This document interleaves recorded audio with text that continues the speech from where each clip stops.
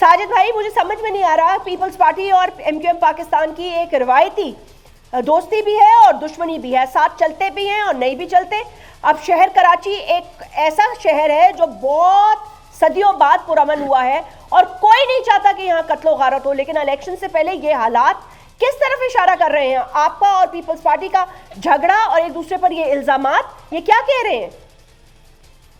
बिस्मिल्लाहिर्रहमानिर्रहीम, अस्सलाम वालेकुम। वालेकुम अस्सलाम।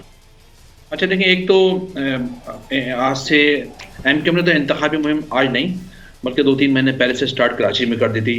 कराची के मुख्तलिफ टाउन्स के अंदर एमक्यूएम पाकिस्तान जलसे कर रही थी और सब अच्छा था, ओके था।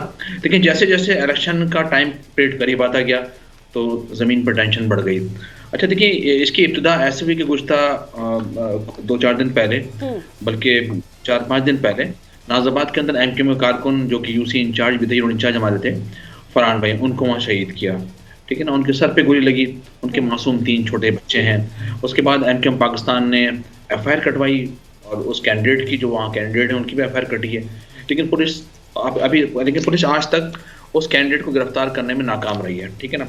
अच्छा, हम समझते हैं कि सिंध पुलिस वैसे भी पाकिस्तान पीपल्स पार्टी की बी पार्टी है और ये बहुत अरसे से रोल प्ले कर रहे हैं और हम देखते हुए आ रहे हैं और कि उसका जो रोल है वो क्या है, किस तरह से पैसे देकर एक एसएचओ बनता है, डीएसपी, अपनी ट्रांसफर पोस्टिंग, ये हम गुज़श्ता 15 सालों से कराची में और सिंध में देखते हुए आ रहे हैं और ये राज बहुत मजबूत हो चुका है कराची के अंदर और सिंध के अंदर ना। अच्छा देखिए, एक तरफ तो हम चाह रहे हैं कि ये इलेक्शन मुहिम आसानी के साथ पीसफुल अंदाज के अंदर के साथ अपना 9 फरवरी तक हम कंप्लीट कर लें और जिसको वोट दे वो विन करे और आगे जाए असेंबली में जाकर वो कौम का मुकदमा, लोगों का मुकदमा, उनके वसाइल का मुकदमा जाके लड़े। ठीक है ना, और बताए कि भाई हम जीत कर आए हैं, हमारे शहर के, हमारे गाँव के, हमारे देहातों के मसाइल को हल करें। लेकिन गुज़श्ता 15 सालों के दौरान पाकिस्तान पीपल्स पार्टी का किरदार सबके सामने है और सब जानते हैं कि किस तरह सिंध के अंदर लूटमार की गई है। गुज़श्ता 15 साल के दौरान तकरीबन 2.5-3 लाख जॉबें दी गई हैं और कराची के लोगों को, अर्बन सिटीज़ के लोगों को जॉबें नहीं दी गई हैं यहाँ पर। इसके अलावा जिस तरह से करप्शन का बाजार गर्म किया गया है। लेकिन साजिद भाई, मैं इस वक्त करप्शन की तो बात ही नहीं कर रही। 5 दिन में इलेक्शन है, आप कत्लो गारत के एक दूसरे पर इल्जामात लगा रहे हैं, गोलियां चल रही हैं, जलाओ घेराव हो रहा है। तो शहर कराची में अगर पुरअमन इंतखाबात नहीं हुए, आप दोनों की पार्टीज के कारकुन इश्तियाल में आ गए, तो फिर इलेक्शन कैसे होंगे?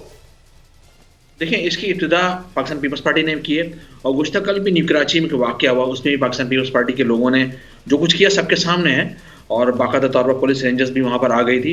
अच्छा, ये सबको पता है कि पीपल्स पार्टी ये समझ रही है, वो चाहती है कि गुज़श्ता बल्दियाती इंतखाबात में जो एमक्यूएम ने बाइकाट किया था, उसके सदक़े में जो जमात इस्लामी है, इनको जो भी थोड़ी बहुत सीटें मिली और उसके नतीजे में जिस तरह से इनका मेयर धौंस धांधली की बुनियाद पर अपना मेयर लाने में कामयाब हुए, ये सबको पता है। अच्छा, ये चाहने कि उस किस्त को कंटिन्यू किया जाए और आगे भी हम यही प्रोसेस जारी रखें कि किस तरह से एमक्यूएम को बैक करें, कॉर्नर करें, थ्रो पुलिस और थ्रो दीगर जो सिस्टम इनका है, उस सिस्टम के जरिए हाईजैक करें, ये कहना चाह रहे हैं आप? बिल्कुल, इलेक्शन को हाईजैक करना चाहते हैं। अभी इनके मसरूर साहब हैं पाकिस्तान पीपल्स पार्टी के, वो कह रहे हैं कि 9 फरवरी के बाद मैं एमक्यूएम को देख लूंगा। तो भाई क्या देख लेंगे, आप कितने बड़े बदमाश हैं, आप जैसे कितने लोग मैं क्या बोलूं मैं स्क्रीन पर। लेकिन बहरहाल इस किस्म की बातें नहीं करनी चाहिए। इससे लोगों में पहले आप अपने मंशूर की बातें करें, ना कि आप कत्लो गारत की बातें करके माहौल को गरमा रहे हैं। ये किसी के लिए भी अच्छा नहीं होगा।